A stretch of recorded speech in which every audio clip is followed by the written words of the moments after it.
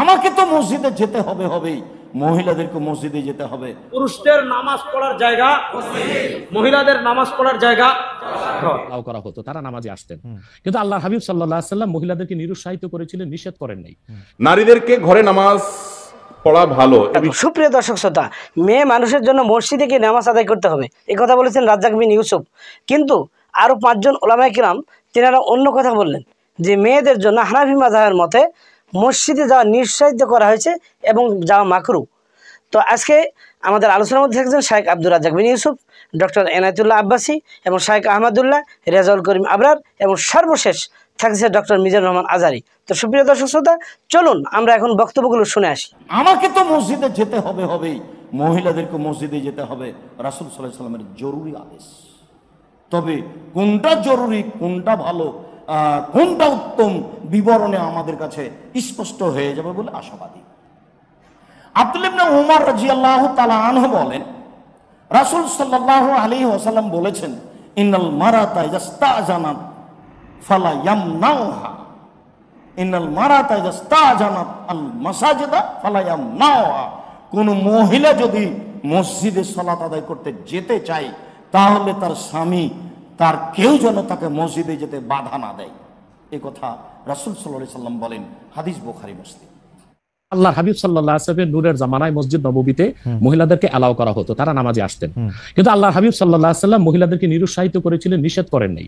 কারণ মহিলাদেরও দিন শিক্ষা বাকি ছিল এবং আল্লাহ হাবিব সাল্লাল্লাহু আলাইহি ওয়াসাল্লামের কাছে ওহী আসতো, সেজন্য মহিলাদের নিষেধ করা হতো না, তারা মসজিদে আসতেন। হযরত ওমর রাদিয়াল্লাহু তাআলা আনহু তার খেলাফতের সময় বলেছেন, মহিলাদের জন্য ঘরেই নামাজ পড়াটা উত্তম। তখন প্রচুর পরিমাণ সাহাবী উপস্থিত ছিলেন, তারা হযরত ওমরের এই কাজে কেউ বাধা দেননি। সেজন্য মহিলাদের মসজিদে আসাটা হারাম নয়, মাকরু বলা হয়েছে জামাতে আসা। কারণ আম্মাজান আয়েশা রাদিয়াল্লাহু তাআলা আনহা নিজেও বলেছিলেন যে বর্তমানে মানে ১৫০০ বছর আগেই আম্মাজান আয়েশা বলেছেন যে এখন মহিলাদের মসজিদে না আসাই উচিত ফিতনার এই সময়। তো ১৫০০ বছর আগে যদি ফিতনার আশঙ্কা করে আম্মাজান আয়েশা মসজিদ নববীতে মহিলাদের আসাটাকে নিরুৎসাহিত করে থাকেন, তাহলে হযরত ওমর রাদিয়াল্লাহু তাআলা আনহুর সিদ্ধান্তটা সঠিক ছিল। আর বর্তমান যুগে সেটা আমরাও নিরুৎসাহিত করি, এজন্যই মাকরু বলি। মাকরু মানে হারাম নয়, খুব কঠিনভাবে নিষিদ্ধ নয়, জাস্ট নিরুৎসাহিত করা। হানাফিদের সর্বসম্মত মত, হানাফিদের সর্বসম্মত মত যে মেয়েদের মসজিদে গিয়ে নামাজ পড়াটা মাকরু। জামাতে হজের সময় ওইটা ভিন্ন বিষয়, ওইটা ভিন্ন বিষয়। ফরজ, হজটা ফরজ এবং সেখানে নামাজ আদায় করা, ওই সময় মেয়েরা জামাত আদায় করতে ওইটা ওরা করতে পারবে, কিন্তু পরে আর এমনিতে নরমালি আর পারবে না। পারবে না মানে বললাম তো নিরুৎসাহিত করা হয়েছে, তারা ঘরে পড়বে, ঘরে পড়াটাই উত্তম। এটা যদি মাকরু হতো তাহলে কি হজের সময় এটা পড়াটা জায়েজ থাকতো? না, স্থানকাল ভেদে পার্থক্য আছে না। আপনি আজকে আগামীকাল দুপুরে আপনি পানাহার করতে পারবেন, কিন্তু পহেলা রোজায় দুপুরে পানাহার করতে পারবেন, সেটা তো হারাম হয়ে যাবে না। স্থানকাল পাত্র বেশে হুকুমটা ভিন্ন হবে না? হবে, কিন্তু যেটা হজে পারমিটেড, যেটা হজের মাঠে পারমিটেড, সেটা আর পৃথিবীর কোথাও মাকরু হতে পারে? হজটা কি? হজটা হচ্ছে কাবাগরে যেতে হবে, পুরুষকেও যেতে হবে, মহিলাকেও যেতে হবে, কাবাগর একটাই, সেজন্য সেখানে সেটা ছাড় আছে। কিন্তু মসজিদ পৃথিবীতে একটা না, মহিলারা ঘরে নামাজ পড়তে পারবে। হ্যাঁ, তারপর আমরা এটা বলে থাকি, যেমন কোন মহিলা ঢাকা গেল শপিং করার জন্য, এখন নামাজের সময় হলো, সে বাড়িতে আসতে নামাজ কাজা হয়ে যাবে, সে বাইতুল মুকাররম যে নামাজ পড়ে নেই, মহিলাদের জন্য যদি সুব্যবস্থা থেকে পড়তে পারবে। মাকরুটাকে আপনি খুব বড় করে দেখার প্রয়োজন নাই। এই যে আপনার মাথায় টুপি নাই, এটাও কিন্তু মাকরু স্যার, যেটা মাথায় বসাও মাকরু, রাইট। যেটা কিন্তু তাই বলে তো আপনাকে আমি গুনাহগার বলতে পারছি না, অসুবিধা নাই। স্যার, আমি যেটা বলতে চাইতেছি, এমন কোন কাজ কি আছে যেটা কাবাগারে করা যায়, অন্য যে কোনো জায়গায় আরেকটা মাকরু হিসেবে বিবেচিত হবে? আর কোন কাজ কি এরকম আছে? বোঝার জন্য জানতে চাইতেছি স্যার। হ্যাঁ, বোঝার জন্য বলতেছি। যেমন কাবাগারে উপস্থিত হলে ওযু অবস্থায় যেতে হবে, অন্য কোনো জায়গায় গেলে ওযু অবস্থা লাগবে না। কেউ যদি হজ করতে ইহরাম বাঁধে, স্ত্রীর সহবাস তার জন্য হারাম যতদিন কাবাগারে, যেটা কাবাগারে করা যায় সেটা অন্য কোথাও হারাম আছে কিনা? কাবাগর, হ্যাঁ, হারাম আছে। যেমন কাবাগর তোয়াফ করা হচ্ছে ফরজ, হজের একটা ফরজ, কিন্তু পৃথিবীর অন্য কোনো ঘর কোনো জায়গায় তোয়াফ করা যায় না, সেখানে যেটা যে অন্য জায়গায় যায় না। মানে যেহেতু কাবাগর তোয়াফ করা যায়, মানে কাবাগর শুধু তোয়াফের জায়গা, কাবাগর তোয়াফ করা ফরজ, কিন্তু পৃথিবীর অন্য কোনো মসজিদ বা আল্লাহর ওলির কোনো কবর বা মাজার তো তোয়াফ করা যাবে না, সেটা তো শিরক। তাহলে স্থানকাল পাত্র ভেদে এবং সময়ের ভিন্নতার কারণে হুকুম পরিবর্তন হয়। যেমন আমি আপনাকে একটা উদাহরণ দিয়েছি, আগামীকাল আপনাকে দুপুরে খেতে হবে, সেটা খাওয়া আপনার জন্য সওয়াবের কাজ। আল্লাহ বলেছেন কুলু ওয়াশরাবু, খাও পান করো, কিন্তু ঠিক পহেলা রোজার দিন দুপুরে আপনি খেতে পারবেন না, সেটা হারাম। অথবা মাকরুর বিষয়টাও স্থানকাল পাত্র ভেদে তো পরিবর্তন হবে। মাযহাব মতে মাকরু, আমরা যেহেতু মাযহাব হানাফি মানি এই জন্য মাকরু, কিন্তু সৌদি আরবে হানাফি মাযহাব না, হাম্বলি মাযহাব। নামাজের ব্যাপারে একটা হাদিস শোনাই দিচ্ছি, সহিহ মুসলিম হাদিস নাম্বার 1027। আন আমরাতা বিনতে আব্দুর রহমান أنها أخبرته أن عائشة زوج النبي صلى الله عليه وسلم قالت لو أدرك رسول الله صلى الله عليه وسلم ما أدرك النساء لمنعهن المسجد পরিষ্কার সহিহ মুসলিমের হাদিস হযরত আমরা বিনতে আব্দুর রহমান বলেন রাসূল সাল্লাল্লাহু আলাইহি সাল্লামের সহধর্মিণী আল্লাহর হাবিব সাল্লাল্লাহু আলাইহি ওয়াসাল্লামের স্ত্রী আম্মাজান আয়েশা রাদিয়াল্লাহু তাআলা আনহা যার কথা বলেছেন তিনি নামাজ পড়েছেন, উনি বলেছেন যে বর্তমানে মহিলাদের এখনকার অবস্থা যদি আল্লাহর হাবিব সাল্লাল্লাহু আলাইহি ওয়াসাল্লাম দেখতেন তাহলে তাদেরকে মসজিদে আসতে নিষেধ করতেন। সহিহ মুসলিম হাদিস নাম্বার 1027।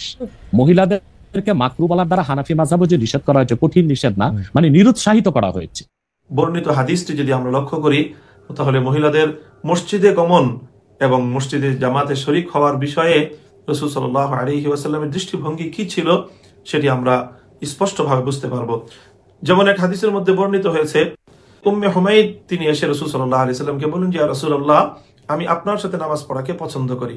আমি জানলাম যে তুমি আমার সাথে নামাজ পড়াকে ভালোবাসো, তবে তুমি আমার মসজিদে নামাজ পড়ো এর চেয়ে তোমার এলাকার মসজিদে নামাজ পড়া উত্তম। এলাকার মসজিদে নামাজ পড়ার চেয়ে তোমার বাহির ঘরে নামাজ পড়া তোমার জন্য উত্তম। তোমার ঘরের বহিরাংশে নামাজ পড়ার চেয়ে তোমার ঘরের অভ্যন্তর অংশে নামাজ পড়া তোমার জন্য উত্তম। আর তোমার ঘরের ভিতরের কোনো নির্দিষ্ট অভ্যন্তর ঘরের চেয়েও তোমার একক যেই নির্দিষ্ট একেবারে অন্দর মহলের অভ্যন্তরস্থ যেই ঘর রয়েছে সেই নির্দিষ্ট অন্তরঙ্গ ঘরে নামাজ পড়াটা তোমার জন্য আরো বেশি উত্তম। এই কথা রাসূল সাল্লাল্লাহু আলাইহি ওয়াসাল্লাম বলার পরে ক্বালা ফাআমারাত فبنى لها فبني لها مسجد في أقصى شيء من بيتها وأزلمه فكانت تصلي فيه حتى لقيت الله عز وجل। নবীজির এই হাদিস শ্রবণ করার পরে হযরত উম্মে হুমাইদ সাঈদী রাদিয়াল্লাহু আনহা তিনি তার ঘরের একেবারে ভিতরের অংশে, যেটা সবচেয়ে অন্ধকার অংশ এবং যেটা সবচেয়ে শেষ মাথা, সেখানে তিনি নিজের জন্য নামাজের জায়গা তৈরি করলেন এবং মৃত্যু পর্যন্ত তিনি সেখানেই নামাজ আদায় করেছেন। পুরুষদের নামাজ পড়ার জায়গা নামাজের এই মহিলাদের নামাজ পড়ার জায়গা ঘর, মসজিদ না। মহিলাদের নামাজ পড়ার জায়গা, পুরুষদের নামাজ পড়ার জায়গা।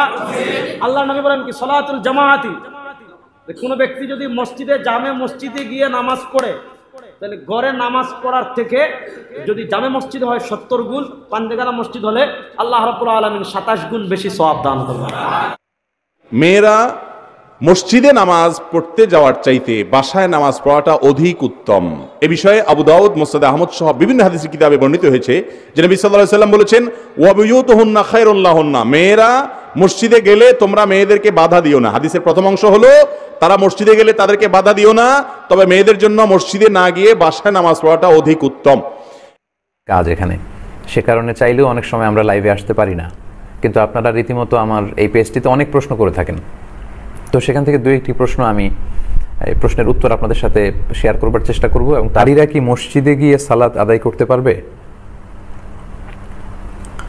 এটি খুব বহুল আলোচিত একটি প্রশ্ন, প্রায় আমরা এই প্রশ্নগুলো শুনে থাকি এবং এই প্রশ্ন আমাদেরকে অনেক বোনেরা করে যে আমরা মসজিদে যে সালাত পড়লে সালাত হবে কিনা। যে আপনি যেখানেই সালাত পড়েন না কেন, আমভাবে পৃথিবীর যে কোনো জায়গাতেই ওই জায়গাটি যদি পবিত্র হয় তাহলে আপনি সেখানে সালাত পড়তে পারবেন। আল্লাহ রাসূল সাল্লাল্লাহু আলাইহি ওয়াসাল্লামকে 5টি বিশেষ বৈশিষ্ট্য দান করা হয়েছে যেটি পৃথিবীর অন্য কোনো নবীকে আল্লাহ তাআলা দেননি। তার মধ্যে একটি হচ্ছে জুইলাত লি আল আরদু মাসজিদান ওয়া তাহুরা। আল্লাহ রাসূল সাল্লাল্লাহু আলাইহি ওয়াসাল্লাম বলেছেন আল্লাহ তাআলা আমার জন্য পুরো পৃথিবীকে সেজদার জায়গা বানিয়েছেন এবং পবিত্র বানিয়েছেন। পৃথিবীর যে কোনো জায়গায়, যে কোনো বাগানে, যে কোনো গার্ডেনে, মরুভূমিতে, বালুতে, মাটিতে, যে কোনো জায়গায় আমরা আমাদের আল্লাহ তাআলাকে সেজদা করতে পারবো এবং এই পুরো জমিনটাই হচ্ছে পবিত্র, যা আপনি মসজিদে পড়তে পারবেন, মসজিদ ছাড়া অন্য জায়গাতে পড়তে পারবেন। এটি হচ্ছে ইসলাম ধর্মের একটি অনন্য বৈশিষ্ট্য। আমাদের আগে অন্যান্য নবীর সময়কালে, অন্যান্য উম্মতদের সময় তাদের এবাদতগাহ মানে মুসল্লা, মা'বাদ, ওই এবাদতের জায়গা, সালাত আদায়ের জায়গা ছাড়া অন্য জায়গায় সালাত পড়লে সালাত হতো না।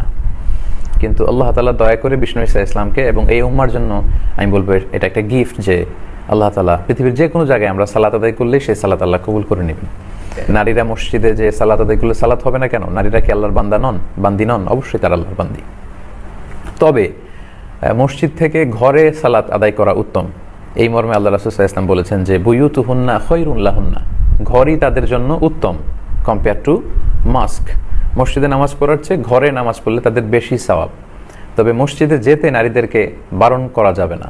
আল্লাহ রাসূল সাল্লাল্লাহু আলাইহি ওয়াসাল্লাম বলেছেন, লা তামনাউ ইমা আল্লাহি মাসাজিদ আল্লাহ, তোমরা আল্লাহর বান্দীদেরকে, আল্লাহর বাদীদেরকে মসজিদে যেতে বারণ করো না। তো সুপ্রিয় দর্শক শ্রোতা, আমরা শুনলাম এবং জানলাম যে হানাফি ফুকাহার মতে মেয়েদের মসজিদে যাওয়া নিরুৎসাহিত করা হয়েছে। আর বাইতুল্লাহ কাবা শরীফে যেহেতু হজ ফরজ, এই ফরজ আদায়ের উদ্দেশ্যে একটি মাত্র কাবা শরীফ মসজিদ, সেখানে মসজিদ মেয়েদের জন্য ছাড় দেওয়া হয়েছে, কিন্তু অন্য অন্য মসজিদে, পৃথিবীর তাম মসজিদে যা তার জন্য নিরুৎসাহিত করা হয়েছে। সকলে ভালো থাকবেন। আসসালামু আলাইকুম ওয়া রাহমাতুল্লাহি ওয়া বারাকাতুহু।